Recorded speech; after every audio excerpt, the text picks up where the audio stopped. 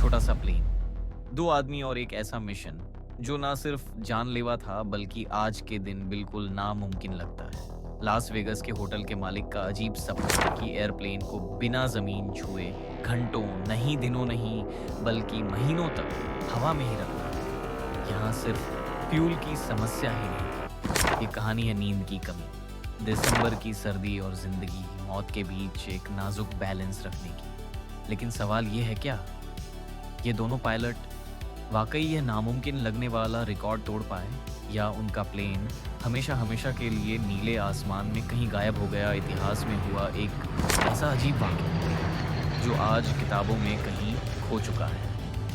1956 में वरन बेले नामी शख्स ने लास वेगस में अपना एक होटल खोला जो शहर के दूसरे बड़े कसीनो और होटल से काफ़ी अलग था, क्योंकि यहाँ सीधे साधे देहाती लोग आते थे। हसंडा नामी ये होटल इतना महंगा नहीं था और यही वजह थी कि आम लोग यहाँ जाना पसंद करते थे।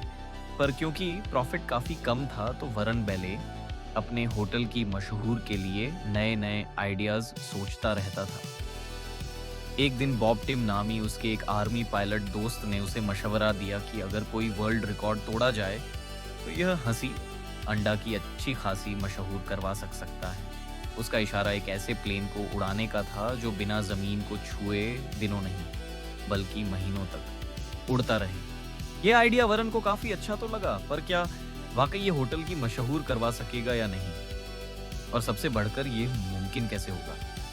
यहाँ एक बात समझना जरूरी है कि जब हवाई जहाज ईजाद हुआ तो पहले इसके फ्लाइट टाइम को सेकंड्स में रिकॉर्ड किया जाता था।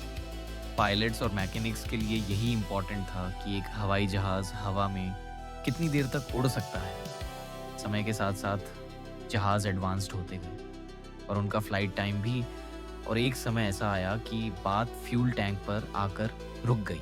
यानी जितना बड़ा फ्यूल टैंक होगा उतना ज़्यादा फ्लाइट टाइम। 1923 में इस समस्या को यूएस आर्मी ने एक प्लेन को हवा में दूसरे प्लेन से रिफ्यूल करके हल कर दिया। बस उसके बाद एंडोरेंस फ्लाइट का पहला रिकॉर्ड तुरंत ही तोड़ा गया। पहला वर्ल्ड रिकॉर्ड एक DA-4 बिप्लेन ने हवा में 9 बार रिफ्यूल करके लगातार 37 आवर्स तक फ्लाई करके तोड़ा।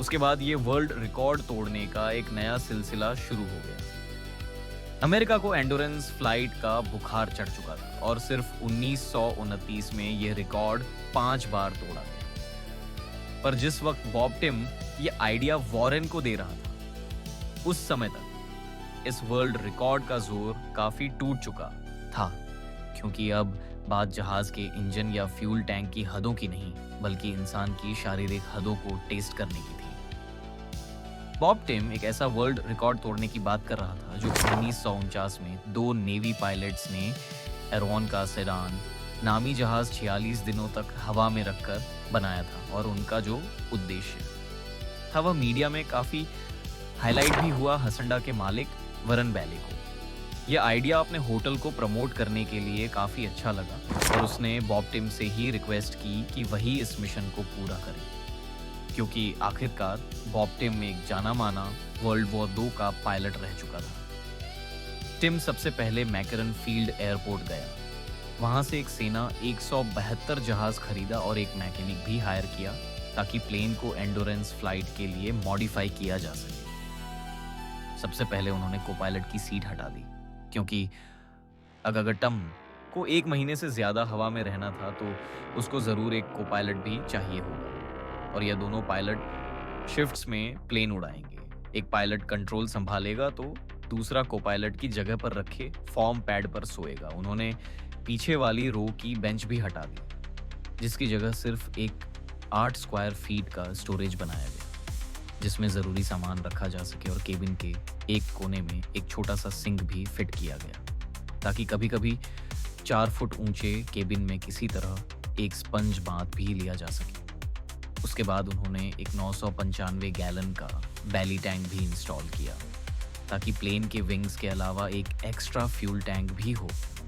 इस बैली टैंक में फ्लाइट के दौरान फ्यूल भरने के लिए एक इलेक्ट्रिक विंच भी इंस्टॉल की गई जो फ्यूल पाइप को ऊपर खींच पाएगी। उन्होंने कोपायलट का दरवाज़ा हटाकर उसकी जगह एक फोल्डिंग दरवाज़ा लगाया जो बैली टैंक के फ्यूल पोर्ट तक पहुंचने का आसान रास्ता देगा। आज के दौर में उड़ते हुए प्लेन से लटकना सिर्फ मूवीज में देखा जा सकता है, लेकिन उस दौर में यह आम सी बात थी। यहाँ तक कि 1950 तक एरियल स्टंटमैन ने बहुत से ऐसे सीन किए जिसमें दौरान परवाज एक प्लेन से दूसरे में जाना होता था। रिफ्यूलिंग को कम से कम खतरनाक बनाने के लिए को पायलट के दरवाजे के बाहर एक फोल्ड होने वाला छोटा सा प्लेटफॉर्म भी बनाया गया, ताकि उसके ऊपर खड़े होकर पाइप को बेली टैंक के पोर्ट से कनेक्ट किया जा सके। और यह प्लेटफॉर्म प्लेन में वाहिद ऐसी जगह थी जहां सीधा खड़ा हुआ जा सकता था, वरना सेना 172 के अंदर सिर्फ बैठने या लेटने की जगह हो सकती थी। उन्होंने प्लेन के इंजन में भी काफी चेंजेस की और प्लेन के बाहर बड़ा बड़ा हैसी अंडा लिख दिया, जो कि इस पूरे मिशन का सबसे अहम मकसद था। अब बारी थी टेस्ट फ्लाइट्स करने की 1958 की। गर्मियों में टेस्ट फ्लाइट्स का आगाज हुआ, पर मसले एक के बाद एक जन्म लेने लगे। टिम ने पहले जो कोपायलट हायर किया था, उन दोनों की आपस में बनती नहीं थी। टेस्ट फ्लाइट्स के दौरान अक्सर दोनों किसी न किसी बात पर एक दूसरे से विरोध करते रहते थे। पहली टेस्ट फ्लाइट नाकाम हुई, दूसरी भी नाकाम, और तीसरी में दोनों का ऐसा झगड़ा हुआ कि टिम ने कोपायलट को जॉब से निकाल दिया।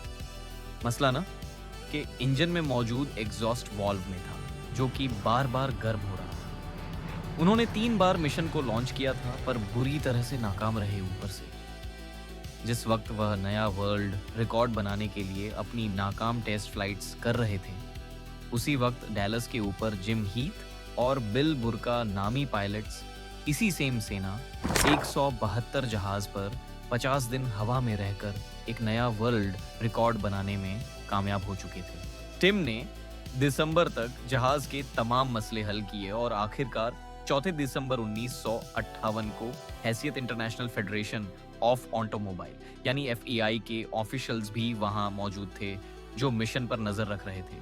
फ्रॉड के इल्जामात से बचने के लिए टिम और उसका नया copilot John Cook take off करके वापस रनवे पर आए, ताकि एक चेस कार प्लेन के टायर्स पर एक स्पेशल वाइट पेंट कर सके। अगर तो उन्होंने कहीं चुपके से लैंड करने की कोशिश की तो यह वाइट पेंट उतर जाएगा और वर्ल्ड रिकॉर्ड काउंट नहीं होगा। 12 घंटों के बाद जब पहली बार रिफ्यूलिंग का वक्त आया, तो दोनों पहले से एक तयशुदा रोड के ऊपर आए, जहां एक रिफ्यूलिंग ट्रक पहले से मौजूद था। जैसे ही प्लेन रोड की सीध में आया, तो ट्रक ड्राइवर ने अपना फुल एक्सेलरेटर दबा दिया। इस वक्त प्लेन को अपनी कम से कम स्पीड पर फ्लाई करना था, जो कि 100 किलोमीटर प्रति घंटा पर आर थी, क्योंकि ट्रक इससे ज्यादा तेज नहीं चल सकता था। जब हेसिएंडा ट्रक से सिर्फ 20 फुट ऊपर आ गया और दोनों आपस में अलाइन हो गए, तो कोपायलट ने विंच निकालकर नीचे फेंक दी। ट्रक में मौजूद वर्कर्स ने इस विंच पर पाइप लगाया और फिर विंच को ऊपर खींच लिया गया। ये पाइप बेली टैंक के पोर्ट से कनेक्ट किया गया और फिर ट्रक को इशारा दिया कि वह फ्यूल पंप को ऑन करे। अगले 3 मिनटों तक हेसिएंडा और ट्रक बिल्कुल साथ साथ थे। इस दौरान अगर छोटी सी भी कोई गलती हुई या दोनों में से किसी की भी स्पीड कम या ज्यादा हुई, तो इसका अंजाम सिर्फ मौत था। जब बेली टैंक भर गया, तो कोपायलट ने पाइप निकालकर वापस नीचे फेंका और अगले 12 घंटों के लिए दोबारा आसमान में उड़ गए। अगर इनको 50 दिनों का वर्ल्ड रिकॉर्ड तोड़ना था, तो यही प्रोसेस कम से कम 100 बार रिपीट करना होगा। टिम और कुक कुछ दिनों तक लॉस वेगस के ऊपर ही फ्लाई करते रहे, ताकि अगर जहाज में कोई मसला हो तो लैंडिंग स्ट्रिप करीब ही हो। लेकिन जब सब ठीक लगने लगा, तो उन्होंने कैलिफोर्निया के वीरान मैदानों के ऊपर भी काफी वक्त गुजारना शुरू किया। ज्यादा ऊंचाई पर फ्यूल एफिशिएंसी बेहतर हो जाती है, मगर टेम्परेचर भी फ्रीजिंग हो जाता है, और हसंडा के दरवाजों में मॉडिफिकेशन की वजह से इसकी इंसुलेशन अब अच्छी नहीं थी। तो ठंड से बचने के लिए उन्होंने जमीन के करीब ही फ्लाई करने का इरादा किया। कम ऊंचाई पर नज़ारे तो अच्छे होते हैं, पर रात के वक्त पहाड़ और बादल जानलेवा भी साबित हो सकते हैं। दोनों पायलट की साथ रहकर अब अच्छी दोस्ती हो चुकी थी। दोनों फारिग टाइम में बुक्स पढ़ते, एक्सरसाइज करते और गपशप में वक्त गुजारते थे। दिन में 2 मरतबा रिफ्यूलिंग का फ़ायदा उठाकर सिर्फ फ्यूल ही नहीं, बल्कि ज़रूरत की दूसरी चीजें भी ऊपर खींच लेते थे, जैसा कि पानी के कंटेनर्स, इंजन ऑयल और हैसी अंडा के शेफ के हाथ का बना हुआ खाना। यहाँ आपके जहन में भी सवाल उठ रहा होगा कि जो खाना वह खाते थे वह आखिर जाता कहाँ था, यानी वह टॉयलेट कहाँ करते थे। उन्होंने प्लेन में एक फोल्डिंग कैंप टॉयलेट सीट रखी थी जिसके नीचे एक वेस्ट बैग लगा होता था। वेस्ट से भरा यह प्लास्टिक बैग असल में वो कैलिफोर्निया के वीरान मैदानों के ऊपर खाली करते थे। ये बात कभी उन्होंने खुद नहीं बताई, पर को पायलट के मरने के बाद उसकी बीवी ने बताई थी। अब टिम और कुक को हवा में 36 दिन गुजर चुके थे। उन्होंने अपनी न्यू ईयर इवनिंग भी जहाज में ही गुजारी, पर थकन और टेंशन के असरात नजर आने लगे। ये दोनों छोटे से प्लेन केबिन में बहुत तंगी का सामना कर रहे थे। प्लेन इंजन की आवाज में उनकी नींद भी सही से नहीं हो रही थी। एक रात ऐसा हुआ कि टिम कंट्रोल्स पे बैठे बैठे ही सो गया और यह को पायलट की शिफ्ट शुरू होने के सिर्फ चंद मिनट पहले ही हुआ। हैरत अंगेज तौर पे अगले 1 घंटे तक टिम की आंख नहीं खुली और जहाज सिर्फ ऑटो पायलट के दम पर सीधा फ्लाई करता रहा। जब टिम की आंख खुली तो प्लेन एक अनजान जगह पर, एक कैनियन के अंदर एल्टीट्यूड पर फ्लाई कर रहा था। अगर कुछ मिनट और तक टिम की आंख नहीं खुलती तो जहाज किसी पहाड़ी से जा टकराता, क्योंकि ऑटो पायलट की जिम्मेदारी प्लेन को सिर्फ सीधा रखने की थी, ना कि ऑब्स्टकल से बचाने की। 12 जनवरी को यानी डे 39 पर प्लेन में एक गंभीर मसला हो गया। प्लेन का जनरेटर फेल हो गया, यानी अब रेडियो लाइट्स, हीटर और बैली टैंक से फ्यूल को विंग्स में पंप करने का सिस्टम काम नहीं करेगा। ग्राउंड क्रू ने एक छोटा विंड टरबाइन ऊपर भेजा, पर यह सिर्फ इतनी इलेक्ट्रिसिटी जनरेट कर सकता था कि रेडियोज चल सके बचे हुए। दिनों में फ्यूल को मैन्युअली हाथ से पंप करना पड़ा।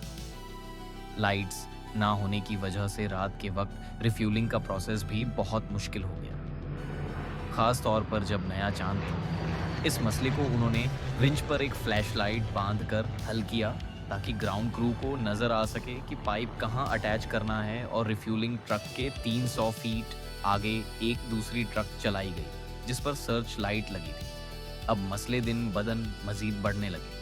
प्लेन का फ्यूल गेज खराब हो गया, टैकोमीटर फेल हो गया और इंजन में कार्बन जमना शुरू हो गया। जैसे ही 23 जनवरी को रिकॉर्ड तोड़ने का वक्त करीब आया, हसंडा को आखिरकार वो पब्लिसिटी मिलनी शुरू हुई जो हसंडा के मालिक बैले चाह रहा था। बैले ने हर बड़े शहर के ऊपर से गुजरने का एक शेड्यूल बनवाकर अखबारों में पब्लिश करवाया ताकि लोग प्लेन को देख सकें और इस हिस्टोरिक मोमेंट को कवर कर सकें। एक दफा उसने पूरा एक अलग प्लेन फोटोग्राफर से भर कर भेजा जो हसंडा के साथ उड़ा और कुछ यादगार तस्वीरें भी खींच सका।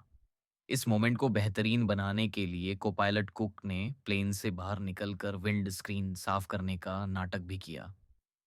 अखबारों ने यह तस्वीर छापी और पूरा मुल्क इस हिस्टोरिक फ्लाइट पर ध्यान देने लगा। 23 जनवरी को शाम 3:52 पर हसंडा ने 50 दिन का बनाया हुआ रिकॉर्ड तोड़ दिया। लेकिन जितनी मेहनत और मुश्किलात उन्होंने यह रिकॉर्ड तोड़ने में काटी थी, टिम और कुक ने फैसला किया कि वह फिलहाल लैंड नहीं करेंगे जब तक चल सकता है। ऐसे ही चलता रहे और ऐसे उन्होंने मजीद 14 दिन हवा में गुजार दिए। आखिरकार प्लेन अब और ज्यादा फ्लाई करने के काबिल नहीं बचा। 7वें फेब 1959 वाले दिन पूरे 64 डेज 22 आवर्स 19 मिनट्स और 5 सेकंड्स तक हवा में रहने के बाद उन्होंने फाइनली मैकरन फील्ड के कंट्रोल टावर से लैंडिंग की परमिशन मांगी और प्लेन को लैंड कर लिया। लैंडिंग के वक्त प्रेस का हजू जमा था और मुल्क भर से लोग यह हिस्टोरिक मोमेंट देखने एयरपोर्ट पर आए थे। इसमें सपोर्टर्स रिकॉर्ड, ऑफिशियल्स, जर्नलिस्ट्स, टम की वाइफ और बच्चे और हसंडा होटल का पूरा स्टाफ शामिल था। टिम और कुक की हालत इतनी खराब थी कि वह अपने दम पर प्लेन से उतरने के काबिल भी नहीं थे। ऑफिशियल्स ने भी कंफर्म किया कि व्हाइट टायर पेंट बिल्कुल इंटैक्ट था, यानी प्लेन सच में बिना लैंड किए 64 दिनों तक हवा में ही रहा। 2015 में एफएआई ने पायलटेड एंडोरेंस रिकॉर्ड्स को ऑफिशियल बंद कर दिया क्योंकि इसमें जानी नुकसान का खद बढ़ता जा रहा था। मतलब टिम और कुक का। ये वर्ल्ड रिकॉर्ड अब हमेशा के लिए अनब्रेकेबल रहेगा। सेना 172 जिसमें ये वर्ल्ड रिकॉर्ड बनाया गया था। मैकेरन इंटरनेशनल एयरपोर्ट के टर्मिनल 1 के बैगेज क्लेम एरिया में लटका हुआ आज भी लोगों को अपनी कहानी सुना रहा है। उम्मीद है मिस्टर डिसाइफर की ये वीडियो भी आप लोग भरपूर लाइक और शेयर करेंगे। आप लोगों के प्यार भरे कमेंट्स का बेहद शुक्रिया।